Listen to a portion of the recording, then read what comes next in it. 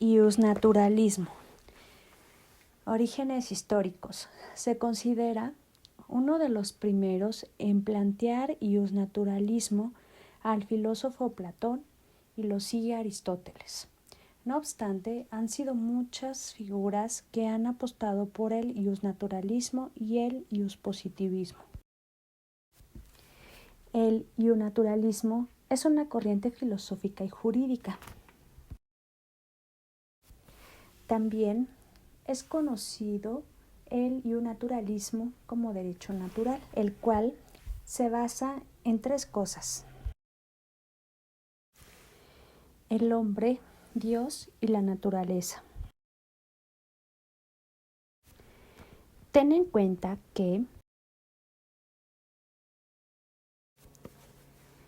el iusnaturalismo está compuesto de principios de justicia universalmente válidos, inmutables y asequibles a la razón humana. Nos habla de que esto es anterior y superior al iuspositivismo, el cual busca cumplir los fines del hombre y, como proviene de la naturaleza, sus mandatos y obligaciones, condicionando su cumplimiento.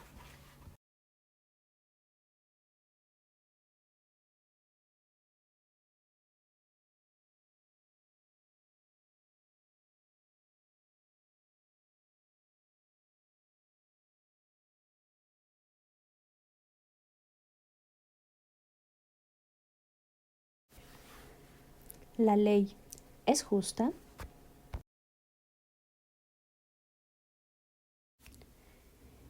Te pregunto algo.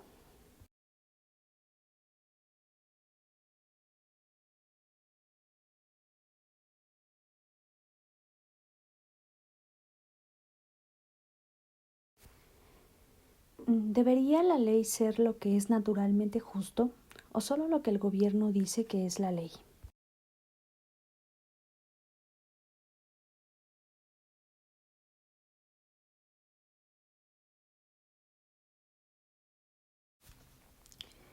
En la teoría del iusnaturalismo sostiene que hay principios de justicia universal que no dependen de la ley escrita. Lo que es justo está por encima de cualquier ley que los humanos puedan crear. Según el iusnaturalismo, los derechos fundamentales como la libertad y la igualdad son naturales. A continuación, veremos un cuadro comparativo entre el derecho positivo y el derecho natural. Del lado izquierdo tenemos el derecho positivo. Tenemos normas jurídicas vigentes que regulan la vida de un pueblo en un determinado momento, creado por la voluntad humana, cambiante, imperfecto, temporal, particular y derecho escrito. Del lado derecho nos encontramos al derecho natural. Este no depende de la aprobación de los hombres, es la libertad que cada uno tiene de usar su propio poder como quiera, dado por la naturaleza humana. Es justo, eterno, general, derecho no escrito. Entonces definimos que el iusnaturalismo es un conjunto de normas que son inherentes a la estructura misma de la realidad, intrínsecos a la naturaleza humana, anteriores y superiores al derecho creado por los seres humanos. Desde una perspectiva ontológica, el derecho natural no es creado por la sociedad ni por las legislaciones, sino que existe de manera objetiva y puede ser descubierto a través de la razón.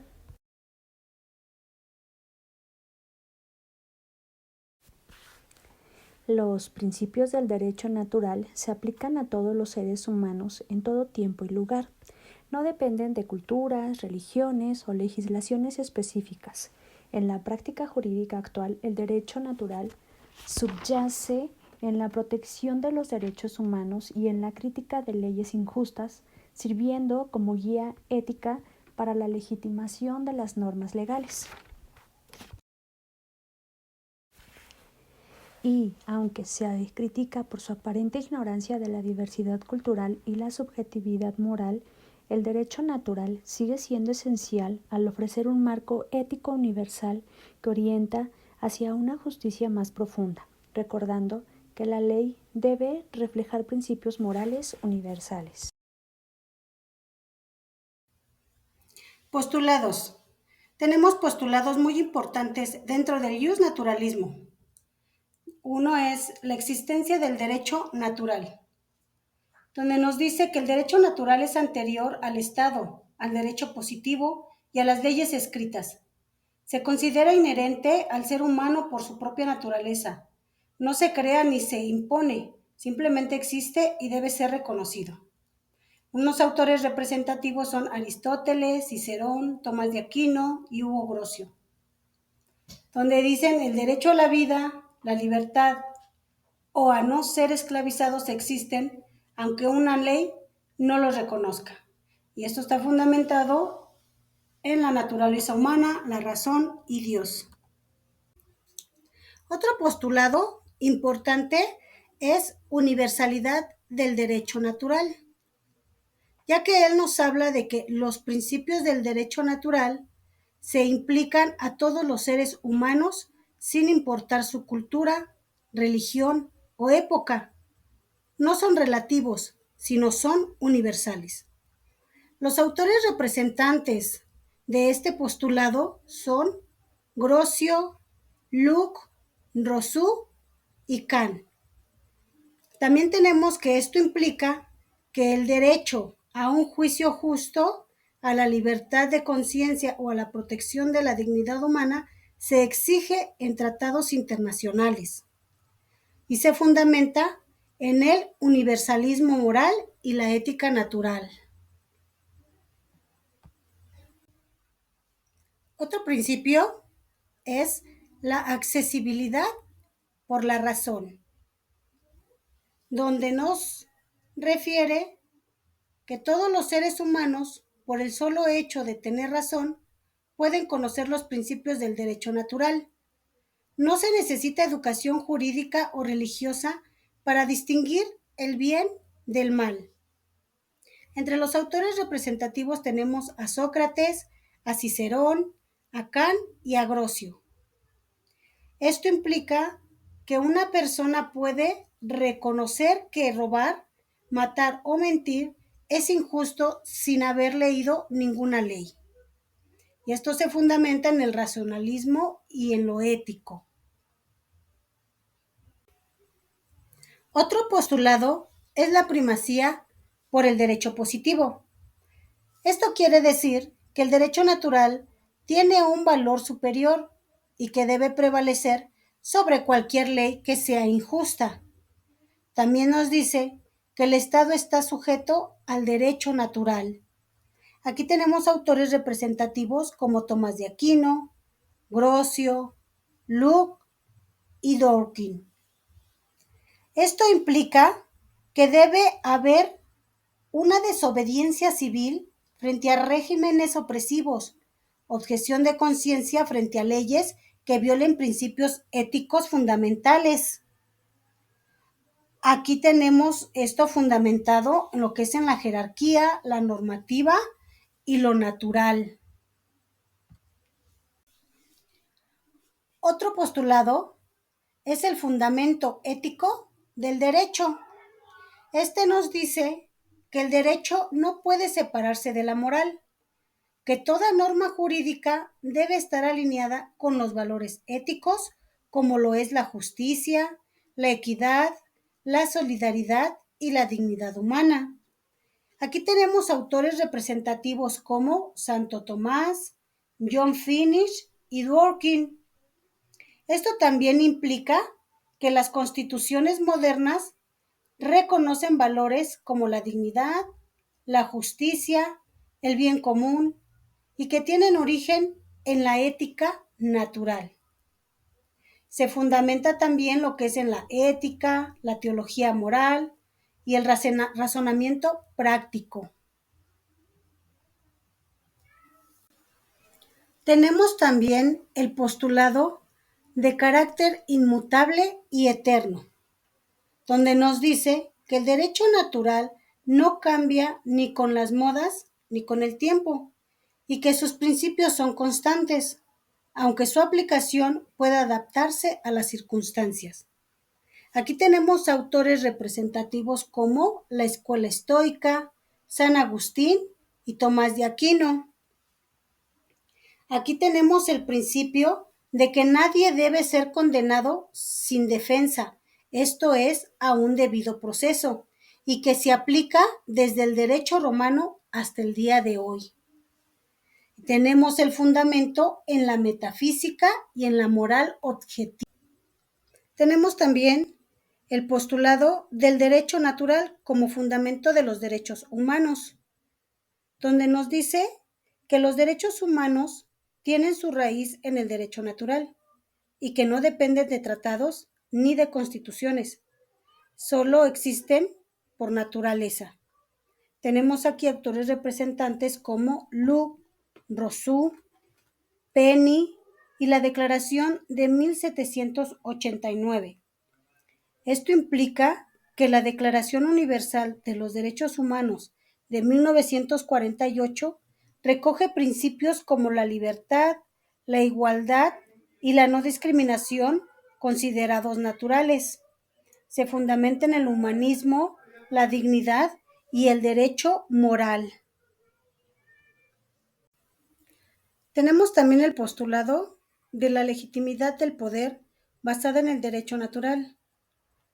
Esto es, la autoridad política solo es legítima si respeta el derecho natural. Si viola esos principios, puede ser resistida o derrocada. Tenemos autores representativos como Locke, Rousseau y Jefferson. Esto implica que el derecho de los pueblos a rebelarse frente a la tiranía esté enfatizado en este postulado. Inspiró revoluciones como la americana y la francesa. Y esto está fundamentado en el contrato social y la legítima moral. Otro postulado que tenemos es el derecho natural como guía del legislador. Este nos dice que el legislador debe inspirarse en los principios del derecho natural al elaborar las leyes y tiene que buscar siempre el bien común y la justicia. En este postulado tenemos autores como Grocio, Tomás Moro y Montesquieu. Aquí implica que las leyes sobre protección del medio ambiente, salud, derechos de grupos vulnerables, reflejan principios del derecho natural. Y esto se fundamenta en la ética política, la justicia y en lo legislativo. Hola, yo les hablaré sobre los representantes de esta teoría. Platón, filósofo griego, fue uno de los principales filósofos en desarrollar la idea de un derecho natural basado en la razón y la justicia. El concepto de justicia en Platón, que desarrolla principalmente en su obra La República, es clave para entender cómo sus pensamientos se conectan con el justnaturalismo.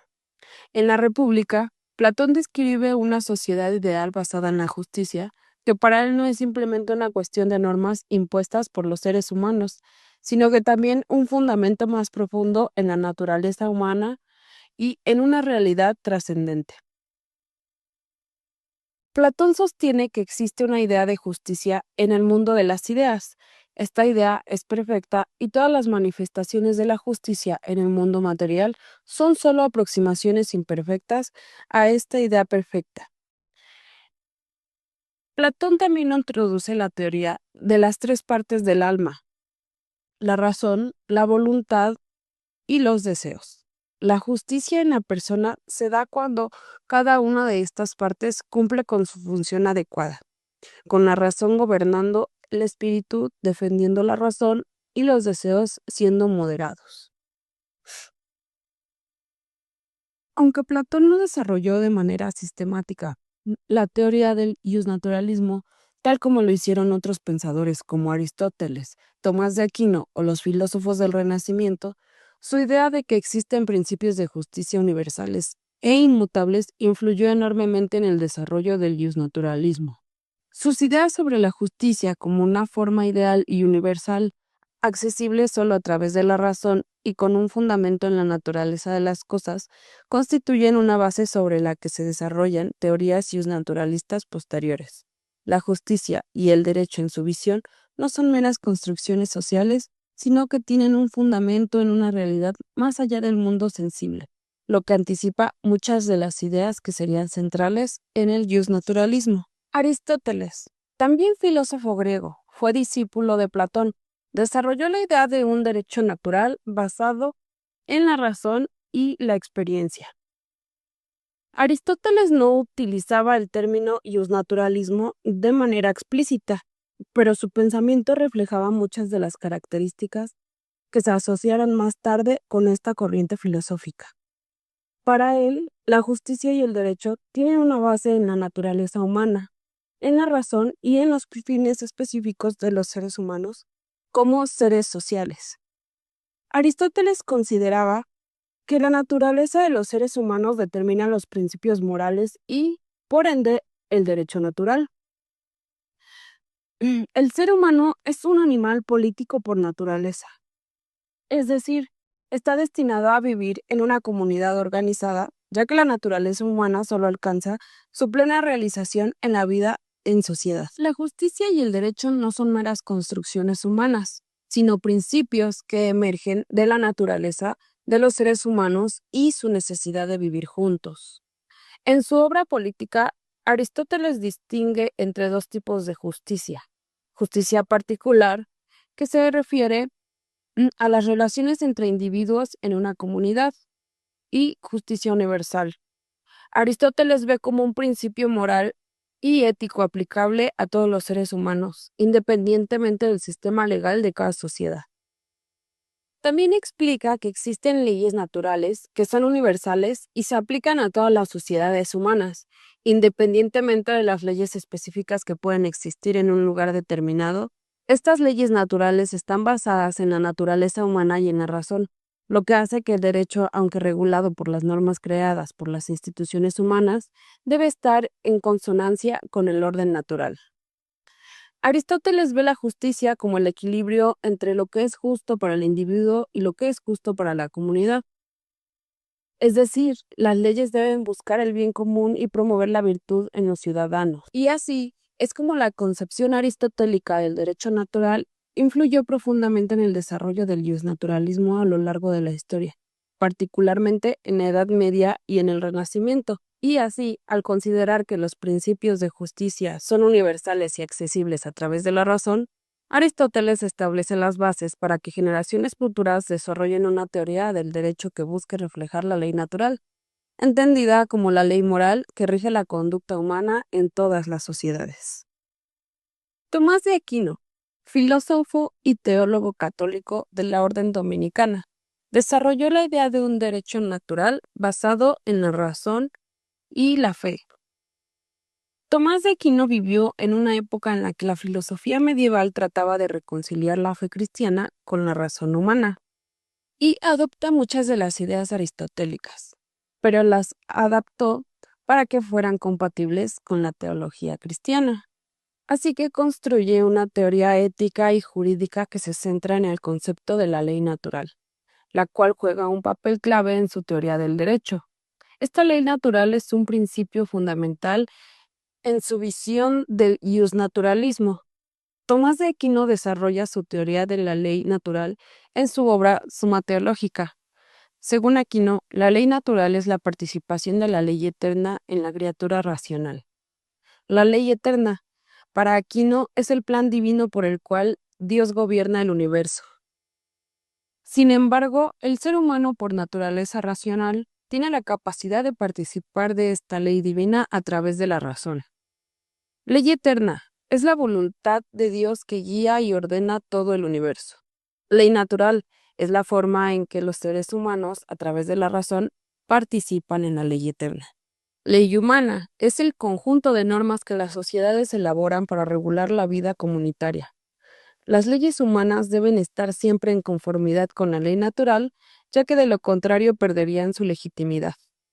Sí que Aquino establece que las leyes humanas deben ser razonables y orientadas hacia el bien común, Si las leyes humanas se apartan de la ley natural, se convierten en leyes injustas y los individuos tienen el derecho, incluso el deber, de desobedecerlas. Así que, en conclusión, aquí nos representa una síntesis profunda entre la razón humana y la revelación divina, y constituye uno de los pilares fundamentales del iusnaturalismo cristiano.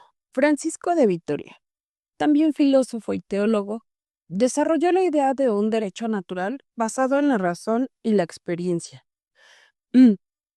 Vitoria es una figura clave en la historia del iusnaturalismo. Su defensa de los derechos de los pueblos indígenas, su reflexión sobre la guerra justa y su concepción del poder político como un sujeto a la ley natural lo convierten en uno de los primeros teóricos del derecho internacional y de los derechos humanos.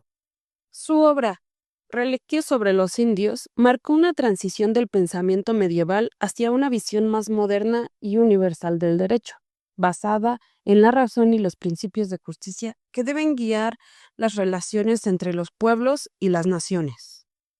Ahora, Hugo Grossi, filósofo y jurista, desarrolló la idea de un derecho natural basado en la razón y en la experiencia. Conocido como el padre del derecho internacional moderno, su obra marcó una transición crucial en el pensamiento jurídico y político. Grossi es una figura central en la historia del derecho natural y del derecho internacional.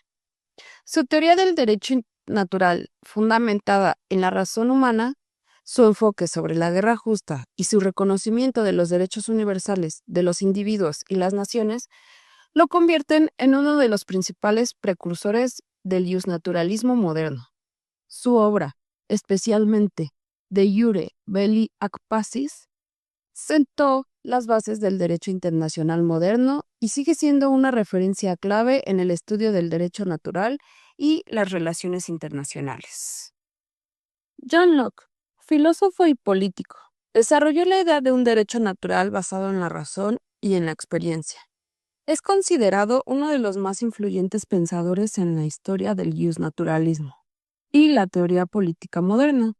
Su obra, Dos tratados sobre el gobierno civil, es fundamental para comprender su visión sobre el derecho natural, el contrato social y la propiedad. A través de su pensamiento, Locke dejó una profunda huella en el desarrollo de la teoría política moderna, especialmente en lo que respecta a los derechos naturales y la legitimidad del poder político. Su visión de los derechos naturales, la propiedad y la libertad individual, junto con su teoría del contrato social y la soberanía popular, sentó en las bases de muchas de las ideas fundamentales que definen las democracias contemporáneas. A través de su obra, Locke contribuyó de manera significativa al desarrollo de la teoría política y al entendimiento de los derechos humanos, influyendo en la evolución del pensamiento democrático y la legitimidad del poder político. Y por último, pero no menos importante, Immanuel Kant, filósofo prusiano de la Ilustración, desarrolló la idea de un derecho natural basado en la razón y la moralidad.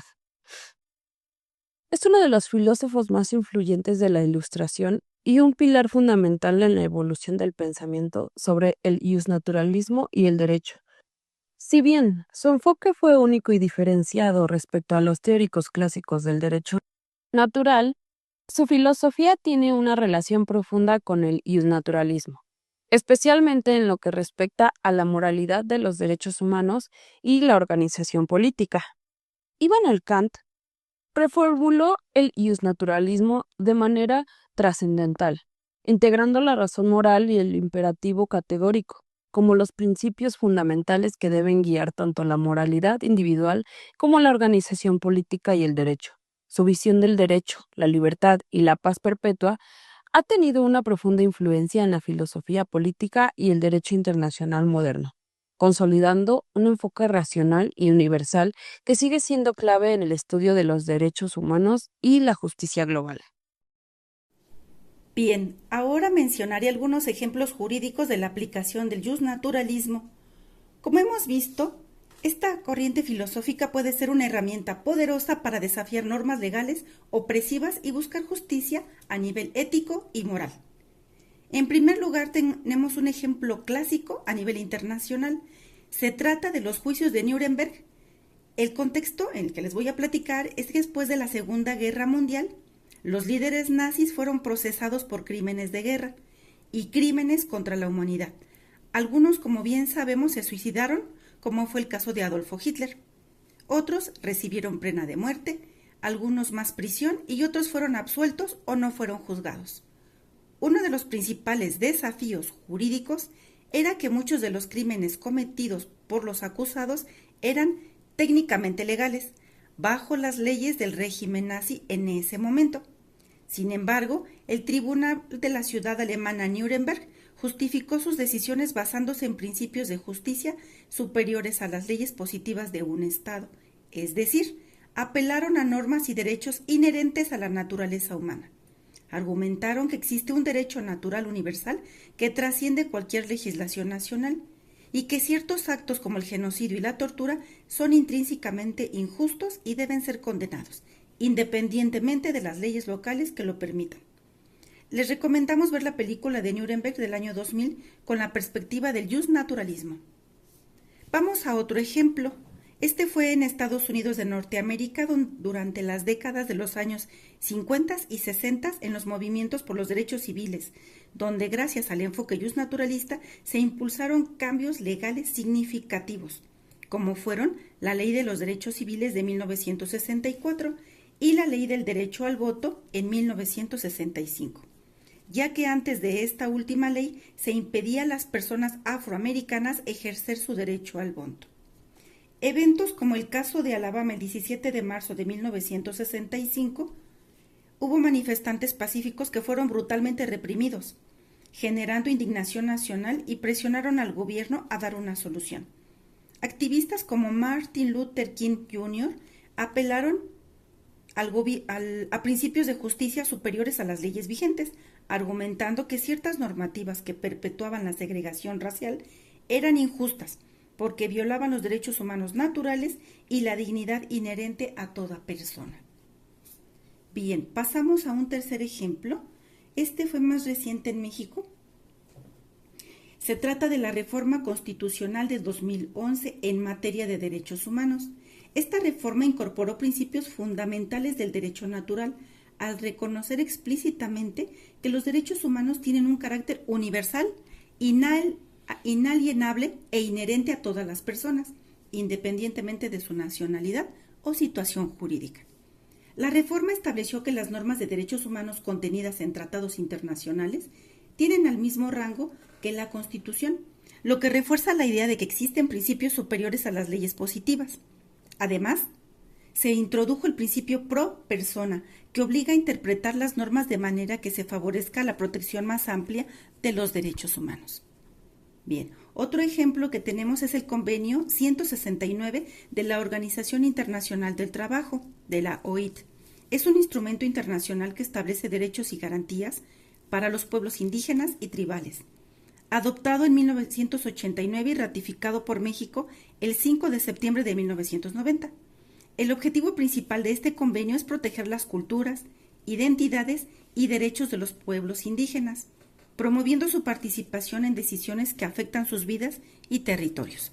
Este convenio es vinculante para los países que lo ratifican y algunos puntos claves que dicta este convenio son: 1. Autonomía y participación, es decir, reconoce el derecho de los pueblos indígenas a decidir sobre sus propias prioridades en cuanto a desarrollo económico, social y cultural.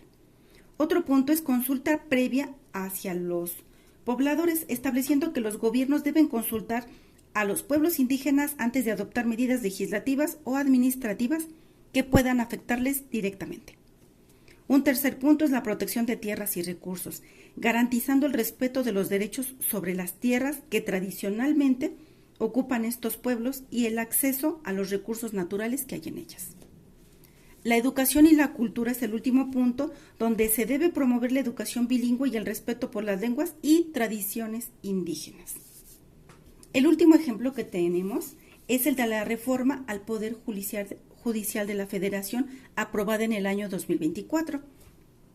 No olvidemos que en la perspectiva del justnaturalismo existen normas de justicia que no dependen de la legislación humana ni de decisiones arbitrarias, sino que derivan de la razón y de la ética. Esta filosofía incluye cambios significativos como son la elección popular de jueces y magistrados. Desde este punto de vista naturalista, lo que busca es democratizar el sistema judicial y acercarlo a los valores fundamentales de la dignidad humana y la participación ciudadana, priorizando la legitimidad democrática y la transparencia en la impartición de justicia, valores que se consideran inherentes y esenciales para un sistema judicial justo. Además, esta reforma también aborda la ética y la legitimidad institucional, buscando combatir la corrupción y garantizar el acceso equitativo de la justicia. Muy bien, esto es todo. Esperemos que esta información te sea de utilidad y te haya inspirado a reflexionar acerca del punto de vista de la filosofía justnaturalista jurídica.